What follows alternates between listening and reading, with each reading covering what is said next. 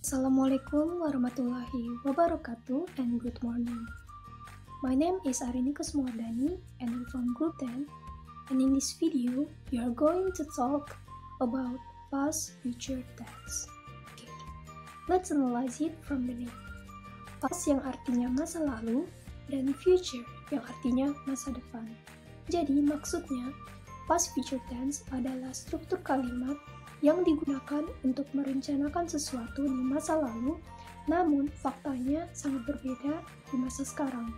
Atau bisa dikatakan rencana tersebut tidak jadi atau gagal. Oke, mari kita masuk dalam bentuk past future tense. Oke, dalam bentuk past future terdapat 3 bentuk, yaitu positif, negatif, dan interrogatif. Dalam bentuk positif menggunakan modal would or should dan kata kerja bentuk pertama. Jadi seperti ini. Subject plus would or should plus verb 1 plus object complement. Sedangkan dalam bentuk negatif menggunakan not. Jadi subject plus would or should plus not plus verb 1 plus object complement. Sedangkan dalam bentuk interrogatif modalnya yang didahulukan, lalu subjeknya dan kata kerja bentuk pertama dan objek komplementnya. Jadi contohnya seperti we should tell her yesterday. Seharusnya kita memberitahukannya kemarin. Di situ tell-nya yaitu verb 1 dan menggunakan modal should. Sedangkan dalam bentuk negatif dan interrogatif seperti ini. We shouldn't tell her yesterday atau we should not tell her yesterday. Sedangkan dalam bentuk interrogatif, should we tell her yesterday? Jadi modalnya yang didahulukan. Oke, time signal yang biasanya digunakan dalam past future tense yaitu the day before, last year, yesterday, last day, last month, etc. Oke, mari kita masuk dalam fungsi past future tense. Fungsi pertama dalam past future tense yaitu menyatakan rencana di masa lalu namun kenyataannya tidak terjadi. Contohnya, we should go to Makassar last year. Kita seharusnya pergi ke Makassar tahun lalu. Fungsi yang kedua yaitu menyatakan kejadian yang tidak terjadi karena syaratnya tidak terpenuhi. Contohnya seperti, if Hannah studied hard, she would pass the exam. Jika Hannah belajar dengan giat, dia akan lulus ujian. Namun kenyataannya di sini, Hannah tidak lulus ujian dikarenakan syaratnya tidak terpenuhi. Dari past future tense yaitu permintaan yang sopan. Contohnya seperti, would you help me please? Bisakah kamu membantuku? Atau, would you borrow the book for me please? Bisakah kamu meminjamkan buku itu untukku? Oke. Fungsi yang keempat yaitu tindakan yang menjadi sebuah keharusan. Contohnya seperti, we should study hard to pass the exam. Kita seharusnya belajar dengan giat untuk lulus ujian. Yang menjadi sebuah keharusan di situ yaitu belajar dengan giat agar mereka dapat lulus. Oke, mungkin itu saja pemaparan materi saya tentang past future tense. Materi selanjutnya akan dilanjutkan oleh teman saya. Sekian dan terima kasih. Assalamualaikum warahmatullahi wabarakatuh. Assalamualaikum warahmatullahi wabarakatuh. My name is Nur Hasanah Hussein and I will explain about past future continuous tense. Past menunjukkan kegiatan yang telah berlangsung atau kegiatan di masa lampau.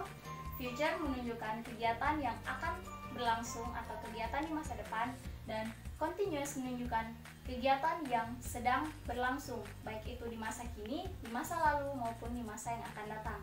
Serta tense menunjukkan kala atau waktu dari suatu peristiwa. Sehingga bisa kita katakan bahwa past future continuous tense merupakan kalimat yang kita gunakan untuk menjelaskan suatu peristiwa yang akan sedang terjadi di waktu tertentu di masa lampau. Oke? Untuk rumusnya bisa kita gunakan di verbal sentence dan di nominal sentence. Verbal sentence merupakan kalimat yang mengandung kata kerja, sehingga rumusnya untuk kalimat positif yaitu subject plus would or should plus be plus verb ing plus object. Untuk kalimat negatifnya, subject plus would or should plus not plus be plus verb ing plus object. Dan untuk interrogatifnya, would or should plus subject plus be plus verb ing plus object, di mana subjeknya yaitu noun, kemudian would dan should merupakan auxiliary verb, be merupakan penanda dari future, lalu verb ing merupakan kata kerja bentuk pertama yang ditambahkan ing dan juga penanda dari continuous, dan objek yang biasanya merupakan noun. Untuk lebih jelasnya, mari kita masuk ke contoh kalimat. Contoh pertama, I would be doing some medicine for him at 7 AM if I'm not busy yesterday morning. Saya akan sedang membelikannya beberapa obat pada pukul 7 jika saya tidak sibuk kemarin pagi. Di sini bisa kita lihat I merupakan subjek dan juga merupakan personal pronoun, kemudian would merupakan auxiliary verb, dan doing merupakan verb ing, dan some medicine merupakan objeknya. Oke, kita pindah ke contoh kedua. We should be showing a spectacular dance at 10 o'clock if we not come too late. Kita seharusnya sedang menampilkan tarian yang hebat atau luar biasa pada pukul 10 jika kita tidak datang terlalu terlambat. Oke, juga di dalam penggunaan kalimat ini terkadang kita bisa menggunakan time signal atau keterangan waktu yang bisa lebih menegaskan waktu dari kejadian yang sedang kita bicarakan. Seperti di contoh ini, yang merupakan time signalnya adalah yesterday morning. Oke, saya kira jelas.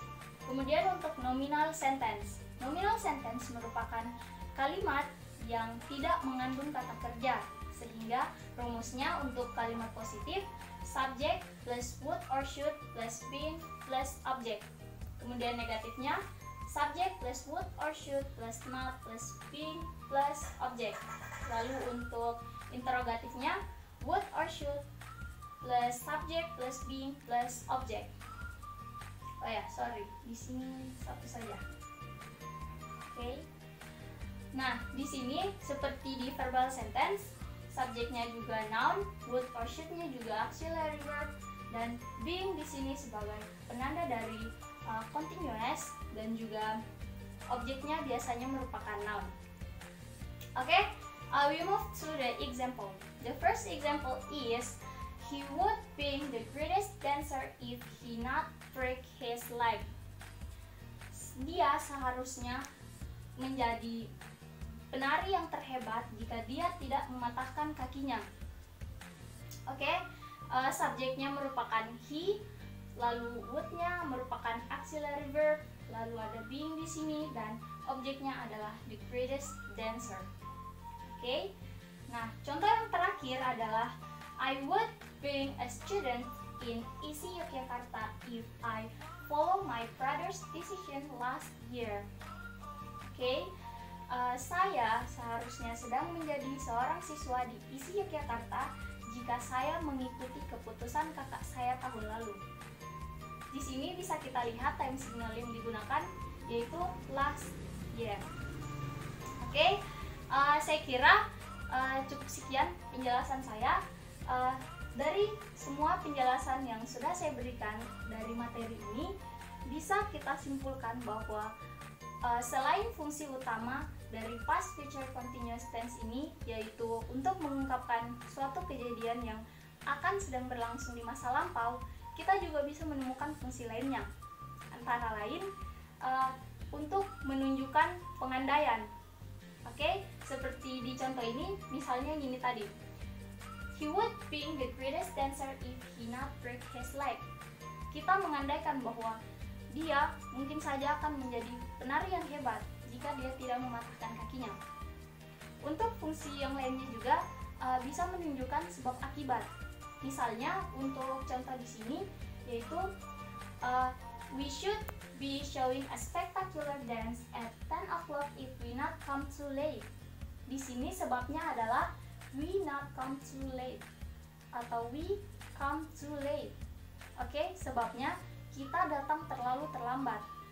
Sehingga akibatnya adalah kita tidak bisa menampilkan pertunjukan yang hebat. Baik, demikianlah penjelasan yang bisa saya berikan. Semoga dapat dipahami dengan baik dan bisa bermanfaat. Thanks for the opportunity and thanks for your attention. Wassalamualaikum warahmatullahi wabarakatuh. Assalamualaikum warahmatullahi wabarakatuh, and good morning, good afternoon, and whatever time you are in now.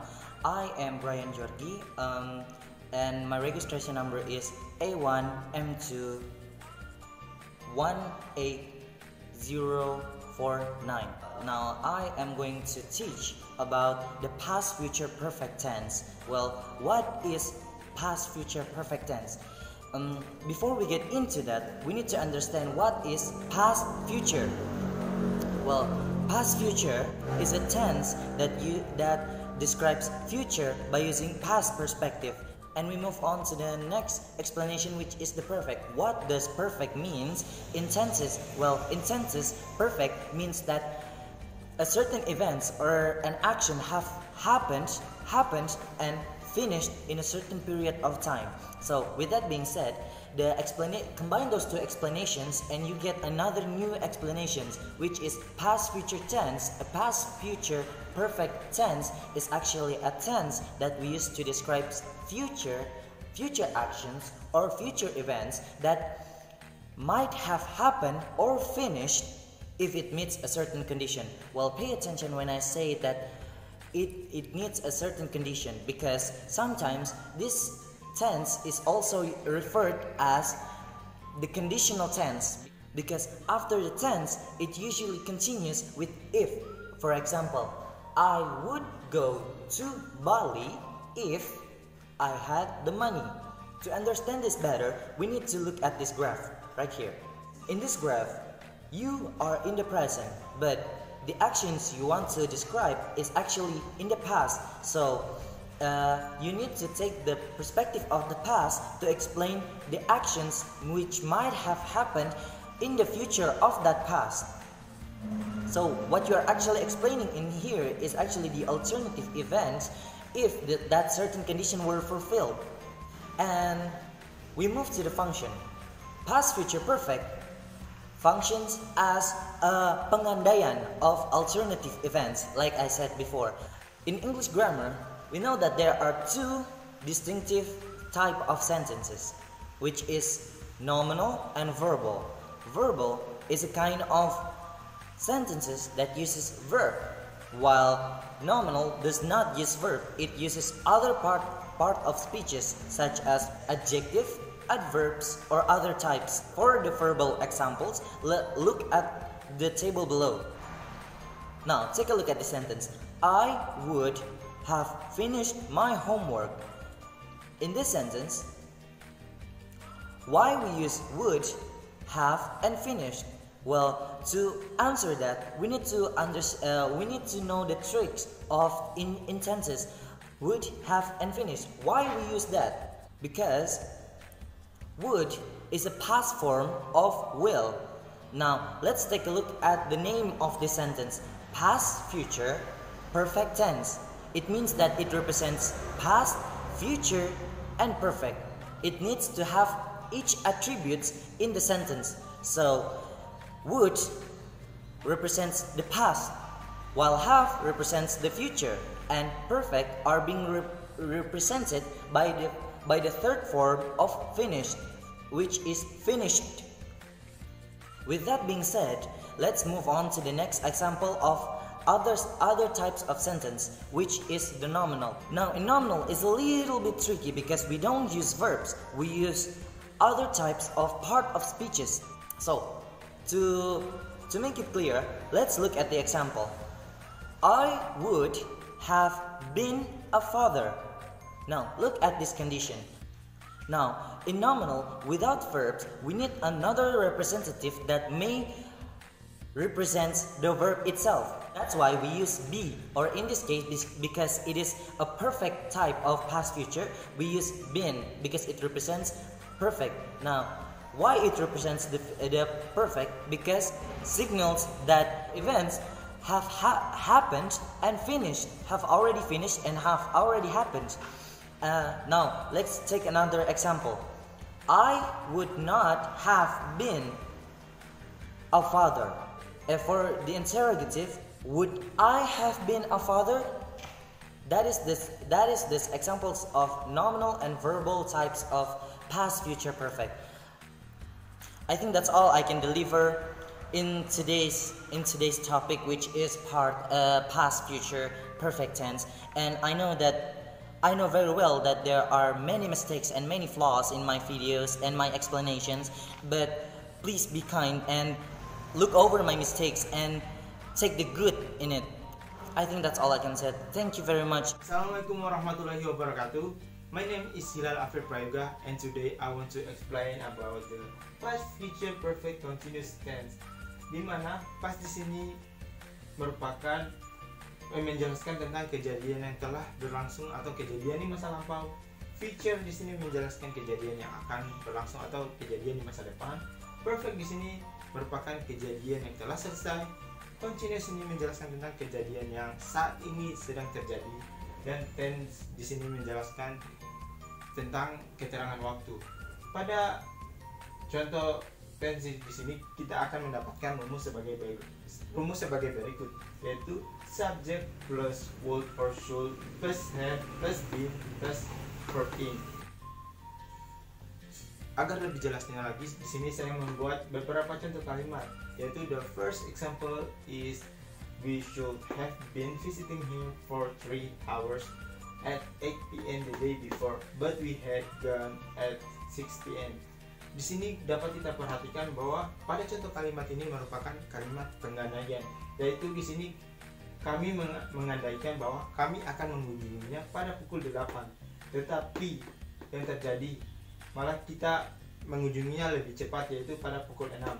Di sini we-nya di sini merupakan subject, should-nya ini merupakan auxiliary verb, dan have been visiting di sini merupakan gabungan dari have plus been plus verb in. Oke, sampai di sini saya harap kalian bisa mengerti, dan we move to the second example. The second example is if I had a lot of money, I would have been traveling around the world 2 years ago. Jika saya mempunyai banyak uang, saya ingin berkeliling dunia 2 tahun yang lalu. Di sini kalimat pada nomor 2 di sini kurang lebih sama seperti kalimat pada nomor 1 di sini, yaitu merupakan kalimat pengandaian. Di sini kan saya berandai-andai jika saya mempunyai banyak uang, maka saya akan berkeliling dunia 2 tahun yang lalu. Tetapi nyatanya sampai sekarang tidak terjadi. Oke, kesimpulan pada tense di sini yaitu kalimat yang menjelaskan suatu kejadian yang seharusnya telah terjadi atau sedang terjadi di waktu tertentu di masa lampau. Oke, sekian materi dari saya. Saya harap materi ini dapat dimengerti, dan terima kasih atas perhatian kalian semua, dan thank you for watching this video. Akhir kata saya ucapkan wabillahi taufiq wal hidayah. Wassalamualaikum warahmatullahi wabarakatuh.